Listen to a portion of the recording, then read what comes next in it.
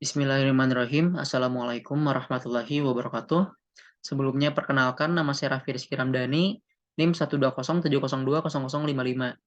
Untuk memenuhi tugas mata kuliah Biologi Sel dan Molekuler, di sini saya akan menjelaskan mengenai replikasi DNA. Replikasi DNA. Replikasi DNA merupakan proses penggandaan DNA untuk memperbanyak diri, di mana proses ini terjadi biasanya di dalam nukleus atau inti sel. Adapun key player atau enzim yang mengkatalis pada proses replikasi DNA ini, yang pertama itu ada helikase, lalu ada DNA primase, DNA polimerase, dan DNA ligase. Enzim helikase. Enzim ini berfungsi untuk melepaskan ikatan hidrogen antara pasangan basa. Lalu DNA primase berfungsi untuk mengkatalis proses pembentukan RNA primer dengan menggunakan nukleotida RNA agar dapat membentuk primer. Lalu DNA polimerase ini berfungsi untuk menggabungkan nukleotida RNA agar dapat membentuk primer untuk mensintesis DNA. Dan yang terakhir, enzim DNA ligase di mana berfungsi untuk menggabungkan fragmen DNA yang telah terpotong dengan enzim retriksi dengan vektor DNA fragmen. Jika kita membahas kembali mengenai DNA, di mana DNA itu merupakan molekul yang terdiri dari dua helai berpilin satu sama lain membentuk struktur double helix. Nah, setiap helai DNA ini terdiri atas 4 basa nitrogen. Ada adenin, guanin, sitosin, dan timin atau biasa kita sebut ATGC. Setiap basa akan saling berpasangan, di mana basa nitrogen timin akan berpasangan dengan adenin dan basa nitrogen sitosin akan berpasangan dengan guanin.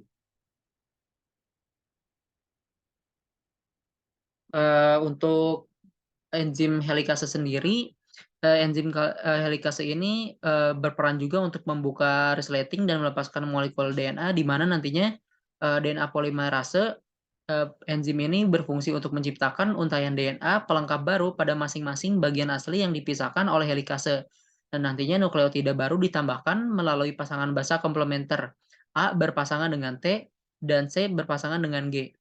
Lalu ligase memperbaiki celah di tulang punggung gula fosfat di antara fragmen Okazaki. Dan primase pembuat primer RNA, di mana renggangan pendek asam nukleot yang melengkapi template yang menyediakan ujung 3 agar DNA polimerase dapat bekerja. Bisa dilihat di dalam gambar, di sini merupakan proses replikasi DNA di mana dimulai ketika enzim yang disebut helikase terlepas dan membuka resleting molekul DNA. Jika kita mengingat kembali mengenai struktur DNA, kita akan teringat mengenai bahasa double helix, di mana struktur DNA ini terdiri dari dua untai panjang nukleotida yang disatukan oleh ikatan hidrogen antara basa nitrogen komplementer. Hal ini membentuk struktur seperti tangga yang berbentuk melingkar. Nah, untuk memulai replikasi DNA, helikase perlu melepaskan molekul dan memecah ikatan hidrogen yang menyatukan basa nitrogen komplementer. Hal ini menyebabkan dua untai DNA terpisah. Lalu bisa kita lihat untuk gambar berwarna ungu kecil. Nah, gambar itu merupakan molekul kecil yang disebut single strand binding protein atau SSB, di mana SSB ini menempel pada untaian DNA yang longgar untuk mencegahnya membentuk kembali ikatan hidrogen yang baru saja terputus oleh enzim helikase. Nah, setelah basa nitrogen dari bagian dalam molekul DNA terbuka, pembuatan untai komplementer baru dapat dimulai. DNA polimerase menciptakan untai baru tetapi memerlukan bantuan untuk menemukan tempat yang tepat untuk memulai. Jadi, di sinilah peran enzim primase meletakkan bagian pendek dari primer RNA. Setelah bagian pendek primer ini diletakkan, DNA polimerase dapat berkaitan dengan molekul DNA dan mulai menghubungkan nukleotida dalam urutan yang benar agar sesuai dengan urutan basa nitrogen pada untai template. Nah, jika kita berpikir kembali mengenai molekul DNA, kita mungkin akan mengingat bahwa dua untai DNA berjalan antiparalel satu sama lain. Yang mana ini berarti bahwa tulang punggung gula fosfat, salah satu untai DNA, memiliki gula yang berorientasi pada posisi naik, dan untai lainnya memiliki orientasi fosfat pada posisi naik. DNA polimerase adalah enzim yang hanya dapat bekerja dalam satu arah pada molekul DNA. Ini berarti bahwa satu untai DNA dapat direplikasi dalam satu untaian panjang, karena DNA polimerase mengikuti helikase saat membuka resleting molekul DNA. Untai ini disebut untai terkemuka atau untai lainnya. Bagaimanapun hanya dapat direplikasi dalam potongan kecil karena DNA polimerase bereplikasi ke arah yang berlawanan dengan helikase membuka resleting. Untai ini disebut untai lagging. Potongan kecil DNA yang direplikasi pada untai lagging ini disebut fragmen Okazaki. Nah, setelah DNA polimerase mereplikasi DNA, enzim ketiga yang disebut DNA ligase menyelesaikan tahap akhir replikasi DNA, yaitu memperbaiki tulang punggung gula fosfat. Ini menghubungkan celah di tulang punggung antara fragmen Okazaki. Setelah ini selesai, golongan DNA kembali ke struktur helix ganda pada umumnya pada awalnya.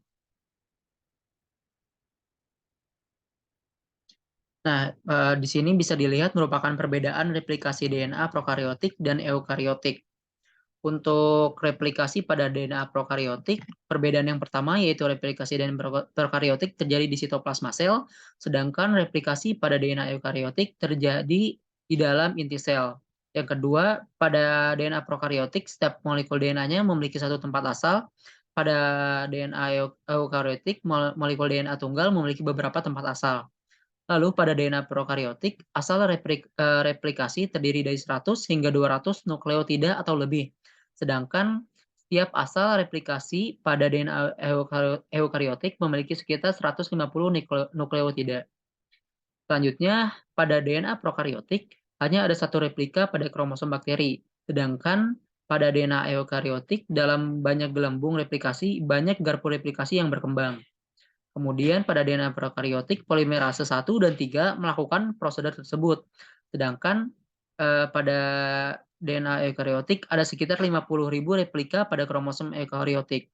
Pada DNA prokaryotik, potongan-potongan Okazaki sangat besar, panjangnya berkisar dari 1.000 hingga 2.000 nukleotida. Lalu pada DNA prokaryotik ini adalah proses cepat yang menambahkan lebih dari 2.000 nukleotida per detik. Kemudian pada DNA prokaryotik, DNA beruntai ganda dan melingkar. Dibandingkan dengan DNA eukaryotik, DNA eukaryotik pada di mana enzim DNA polimerase bertanggung jawab atas proses tersebut dan ligase diperlukan, tidak perlu menggunakan DNA girase. Selanjutnya, fragmen Okazaki berukuran kecil, berukuran panjang antara 100 dan 200 nukleotida. Pada DNA eukaryotik, ada proses yang memakan waktu dengan sekitar 100 nukleotida dimasukkan setiap detiknya. Dan pada DNA eukaryotik, bentuknya yaitu strukturnya DNA beruntai ganda dan linear. Terima kasih, mungkin segini yang bisa saya sampaikan. Mohon maaf bila ada kesalahan. Wassalamualaikum warahmatullahi wabarakatuh.